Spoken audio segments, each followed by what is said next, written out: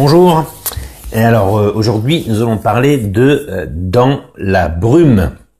Dans la brume, donc un film français avec nos amis Olga Kurylenko et Romain Duris. Rien que ça. Alors qu'est-ce que c'est Dans la brume? Dans la brume, c'est un petit peu une exception qui confirme la règle. C'est un film qu'on pourrait appeler un film de genre.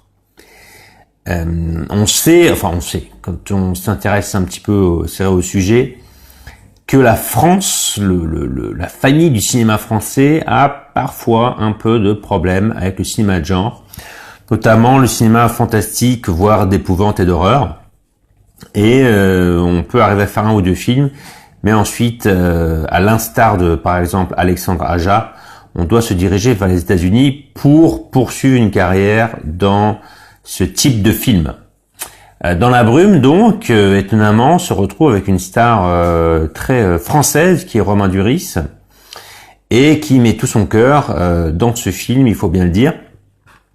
Donc, voir qu'un film avec un petit budget, apparemment, mais avec 2-3 acteurs connus, arrive à être projeté en salle, notamment dans des gros cinémas, dans des grosses chaînes et complexes cinématographiques, c'est déjà important au niveau sociologique, au niveau économique, quand on parle du cinéma, notamment du cinéma français.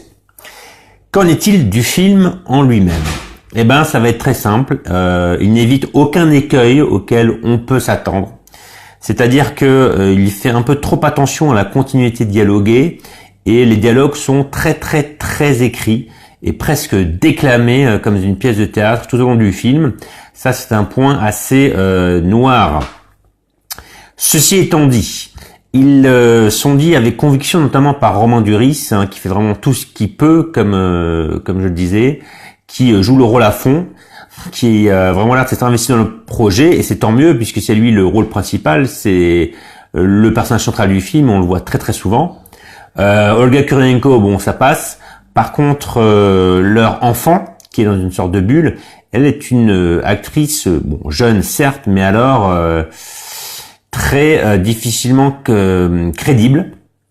Et dès qu'elle apparaît à l'écran, on a beaucoup de mal.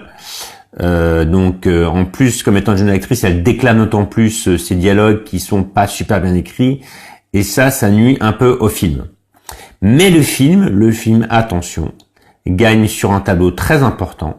Il gagne sur le tableau de la contenance, si j'ose dire. C'est-à-dire du fond, de ce qu'il veut insuffler, de la moralité de toute l'entreprise et du suspense. Puisque c'est quand même un film un peu de science-fiction et d'épouvante où on se retrouve dans une brume qui surgit de la terre, notamment des bouches de métro parisiennes.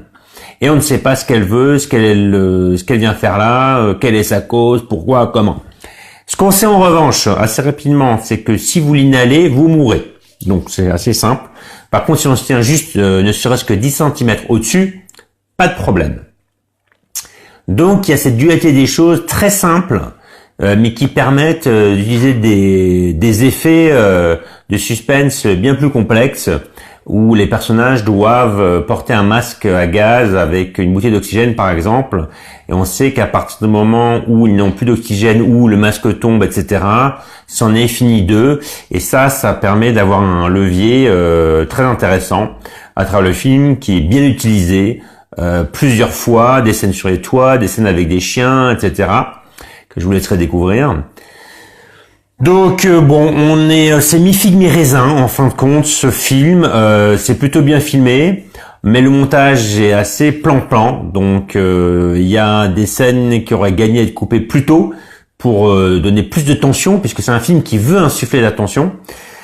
C'est pas pour refaire la film à la place du réalisateur et de son équipe, évidemment, mais c'est pour dire que par rapport à la direction choisie, il semble qu'avoir un peu plus coupé dedans, ça aurait été pas mal. Ceci étant dit, le film est déjà court. Alors peut-être qu'en coupant trop dedans, on a déjà un film d'1h30, il aura duré 1h10.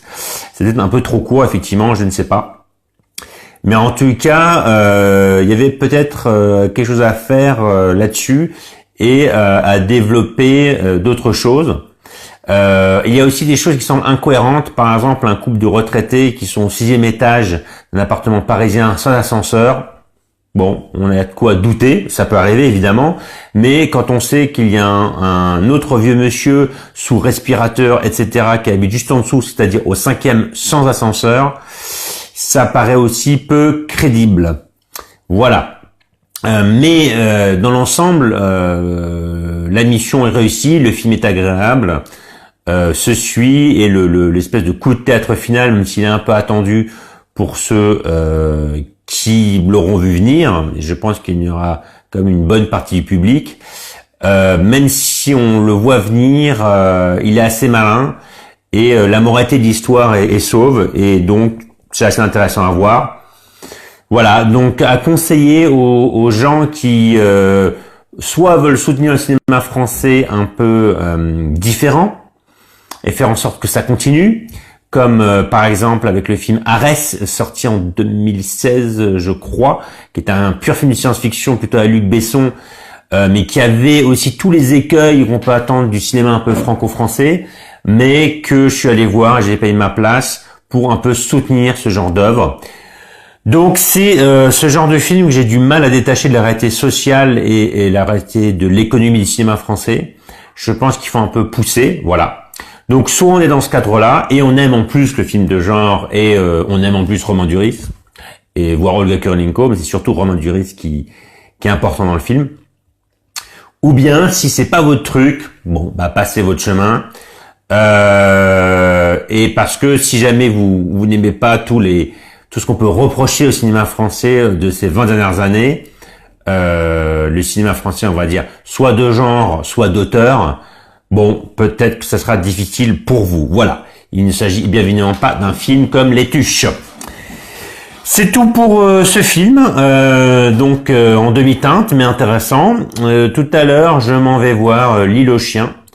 Et je vous convie à venir me retrouver ici même vers 22h20. Donc L'Île aux chiens, le film de Wes Anderson, fort attendu. À tout à l'heure ou à la prochaine. Bon appétit, bonne soirée, bon week-end, joyeuse Pâques.